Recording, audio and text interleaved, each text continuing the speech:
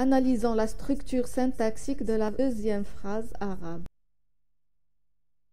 يمثل التلميذ نقطة A. يمثل فعل، التلميذ فاعل، نقطة مفعول به. Comparons cette structure avec la structure syntaxique de la phrase en français. Ton frère a écrit représente l'élève une point A. Représente est le verbe, l'élève est le sujet, une point est le complément d'objet direct.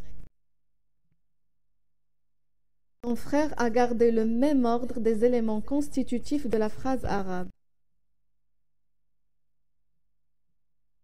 نذكر الفعل أولا في الجملة العربية فذكره أولا في الجملة الفرنسية.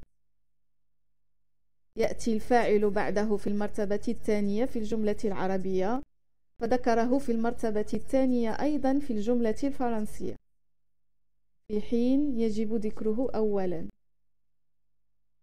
On note donc que l'ordre des constituants de la phrase en arabe diffère de celui des constituants de la phrase en français. Dans la langue arabe, le verbe précède le sujet, alors qu'en français, il le suit.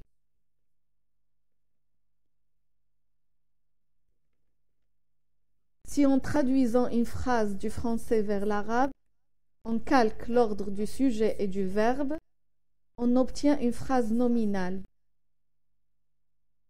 التلميذ يمثل نقطة A جملة اسمية. Même si la phrase nominale existe en arabe, elle a des emplois bien définis.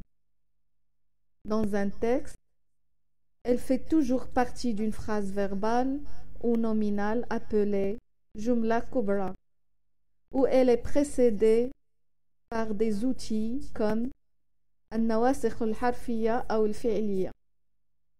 Il faut donc commencer la phrase arabe par le verbe. يمثل التلميذ نقطة A.